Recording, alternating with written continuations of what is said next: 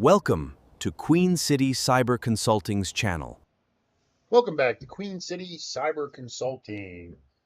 In this video, we're going to talk about threat intelligence and some sources, one source in particular, of doing threat intelligence research. And we're going to look at a couple things we've talked about in some of our other videos, all related to this blog that we're looking at here, which will be linked in the comments. It's from Microsoft, and it is their email threat landscape for Q2 of this year. And it gives you some trends and insights as we go. So what are some of the topics they're going to talk about? Well, you've got adversary in the middle, or AITM. You've got credential theft, phishing, social engineering. And what kind of threat intelligence is this more directed toward? Well, business email compromise, or BEC. And you need to know those terms for a variety of reasons, which I'll talk about briefly here. Number one, they will show up on some certification tests like BEC. You'll see business email compromise called BEC, and be expected to know what it is.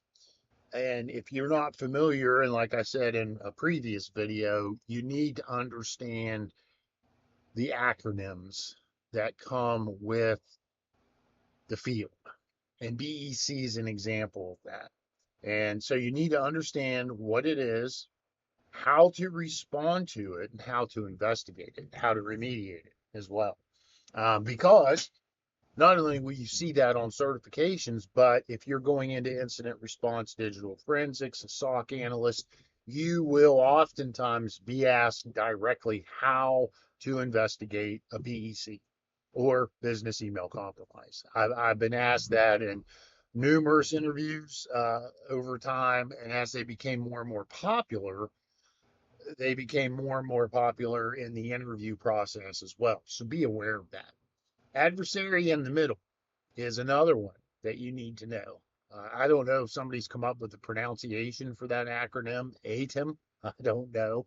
But it's another one that you need to know. You need to understand what credential theft is, what phishing is, and there are some different categories of phishing like whaling, spear phishing, those kinds of things that we'll go over in yet another video that you need to be aware of. And finally, you need to understand social engineering. That's big on certification tests. Being able to provide examples of or a definition for social engineering. That's why if you're looking to get into the industry, if you're looking to get a certification, that's why accessing these kinds of reports and reviewing them routinely is important, because number one, it drives home the usage of these acronyms. It also provides you with insight into the ongoing changes in investigation and those kinds of things. So this is, as we go through here, the second quarter of 2026, which covers April through June. And according to Microsoft, which is one of the biggest email providers out there, was largely defined by the efforts of their digital crimes unit, trying to disrupt the tycoon two-factor authentication phishing as a service platform. And there's another phrase, phishing as a service, FAS. You're seeing a lot of as a service. Phishing as a service is no different than software as a service or any other as a service out there. Only this is using phishing as a service platform. And so being aware of these terms and understanding them is extremely important for you, that you know them. See, I mentioned vishing right here.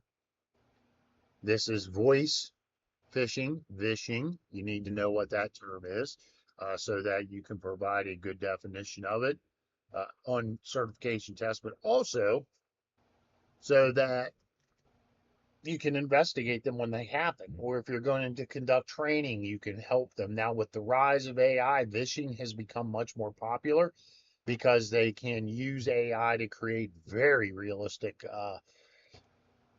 imitations of people's voices, especially like these YouTube videos that I'm doing. If somebody wanted to take a YouTube video of mine and use AI to craft a phishing email using my voice, they could very easily do that these days.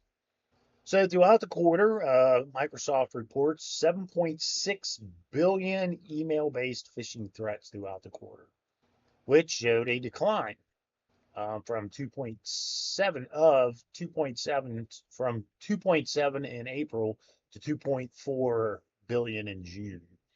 Credential phishing remained the dominant objective behind malicious payloads. And then, of course, we have business email compromise return to historical norms after it surged back in April. And then they have a link here that you can click and you can go out to another one where they talk about breaking the multi-stage code of conduct phishing campaign that leads to the adversary in the middle token compromise. That's something you can read on your own. I may do a video on it at another time, but we're not going to go down that rabbit trail for this one. What I want us to get down to, we're even going to skip past the Tycoon two-factor disruption impact. We're going to roll on down through here to the capture gated phishing tactics. So in March, they were up to nearly 12 million attacks, and these capture gated phishing began declining though in quarter two. So as it moves along, you can see they give you even graphs that you can look at. And if you want to, you can export these out and include them in your own report. Of course, making sure you get proper recognition. So as they change, there's not really any single payload type maintaining that top position. You've got PDF attachments, which went up 63% of these capture gated attacks. You've got HTML attachments. You've got SVG files, which went down. Email embedded URLs. They jumped back up to the top in June.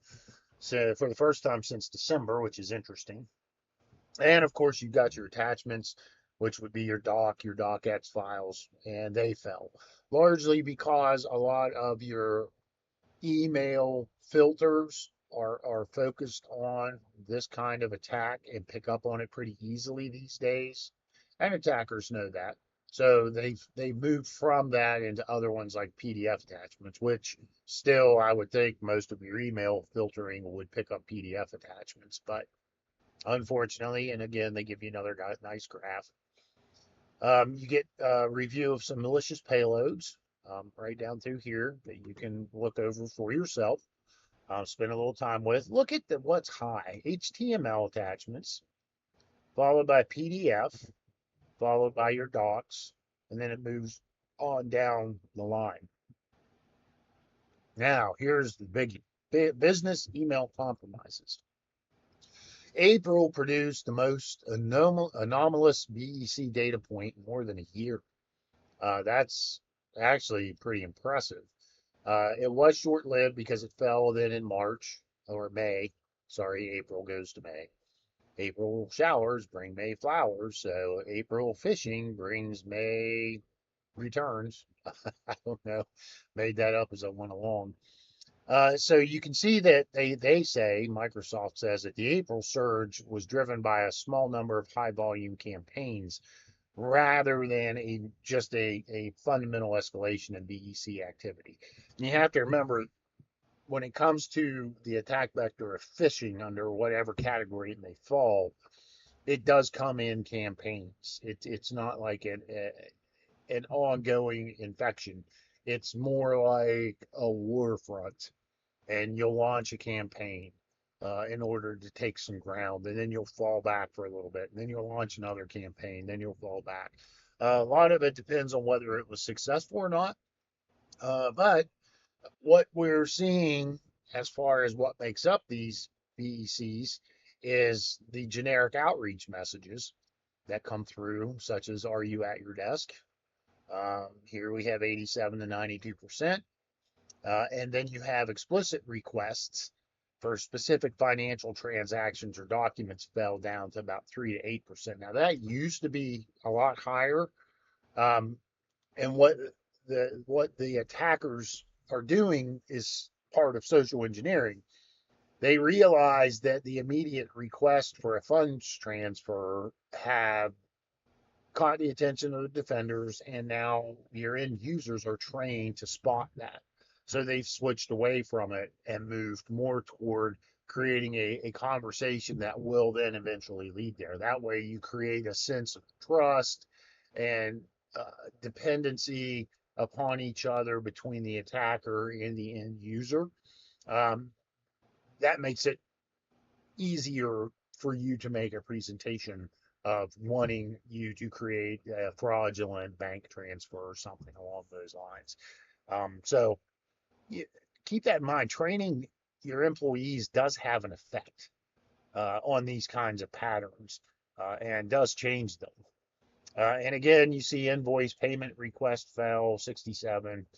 Payroll update requests declined a little bit. Gift card requests are still floating around out there. That's where the attacker will send an email in, usually disguised as another member of the company, usually a member of the executive branch, and say, hey, we're rewarding Susie Q because she performed outstanding this last quarter. We want to get her a $150 Apple gift card. Please get one, fill it out, and send the information to me. And then they have, of course, access to that gift card and will then use it for their own purposes. There, go over some other threats after talking about email. They are abusing now Microsoft Teams, which has become a standard for many companies to use. Teams usually bypasses any kind of secure email gateways and seems to benefit from that legitimate contact that you have with your colleagues. And it becomes a legitimate and easy to use lure, if you will, in that environment. So teams based phishing climbed throughout quarter two, rising another 19% from March to April, and then fell flat. But you can see it's on the generally upward course. It's going through what you may call campaigns as well, where it picks up and then drops off and then picks up again. Some of the lore themes they cover down here, these are all good things to set up to train people to spot, so that your end user employees begin to realize that Teams is something to be aware of, that it could very well be, even here, a phishing attack of sorts. They cover some phishing campaigns down here later on in the report and what's going on with them. Another great resource. Give you some great examples to look at, to review. Like this one, for example, is the monthly AR report. Comes from, looks like it's possibly, could be a legitimate email address, and says, good morning. When you have a moment in a PDF or Excel file, could you please share the most recent AR aging collection report? It would also be helpful if you could include the customer contact details. Well, on the beginning, it doesn't seem like there's anything wrong with that. However, this is private information that you don't want to be sharing with the attackers, because now your customers could become victims, or at least targets of attack. And that report, who, I don't know what's in it. It could contain dates of birth, it could contain social security numbers, whatever. But you don't want that kind of report going out to the attackers. Similar thing down here, update to salary payment. Again, I've changed banks. I need to update my salary payment. So they make the ask. Let me know when's a good time, and I'll give you my new information, rather than just coming right out and saying it. And then that way, what happens is the payroll or HR department updates that employee's file with the wrong information, and then their pay goes to the attacker instead of to the person who should legitimately receive it. Another attack between June 14th and 15th, which had been last month, was another large phishing campaign going almost exclusively here in the US. And what happened? Well, it was a broad range of industries, and you can see who all they attacked. The attackers impersonated an internal affairs financial staff updates function. Uh, Usually the display name and subject both opened with the recipient's name, organization name, and had a constant trailing message. They were actually sent from this host instead of internally, and then routed out through Barracuda's outbound email service, and would then be passed cleanly through for a sending domain. So those are all examples of things to be aware of in the phishing world. Down here we have the mitigation, protection, and guidance. Always great to review. They always update these. Here you have, again, what I've talked about in this video, invest in user awareness training and phishing simulations. Always update those. Down here, Defender for Office 365. You can quarantine sent mail. You should know that. Responders could also manually check for and purge unwanted emails. They give you some links like investigate malicious email that was delivered in Office 365. So if I open that link, it takes me over here to where I can actually read about how to investigate a malicious email that was delivered in cloud organizations. Again, a whole nother video, but a resource you need to be aware of looking to get into this field and answer questions.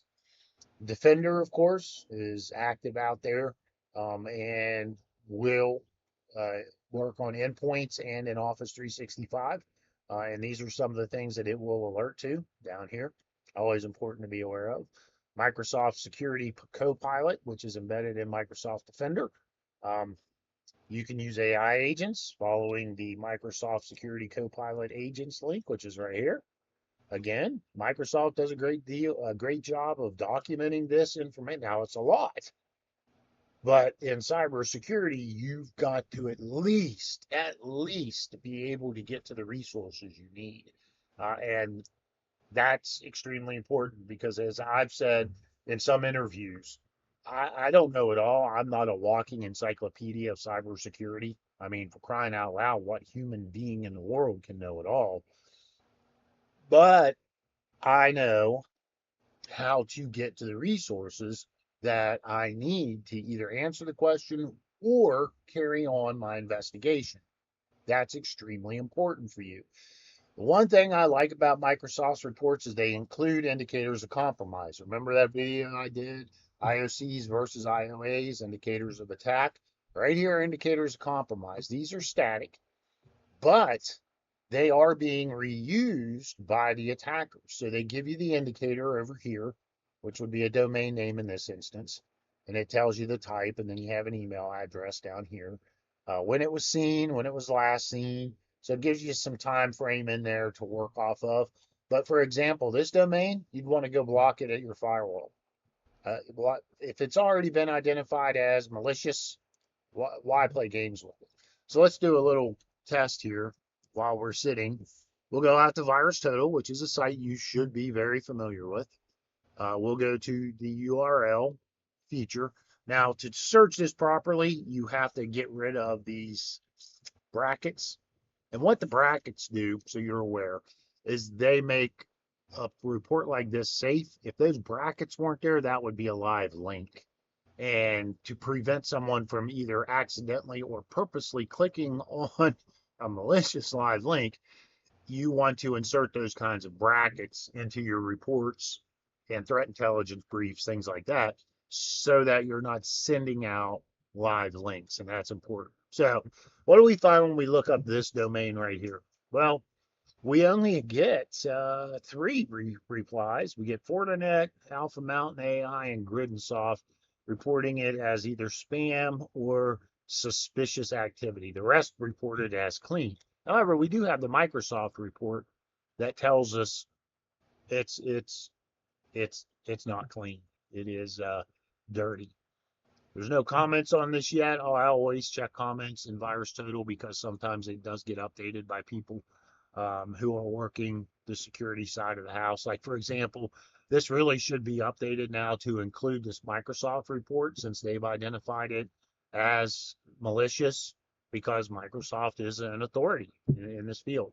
Here's another one, a URL this time, which is a final installer and payload download URL. They last saw it around June 15th again.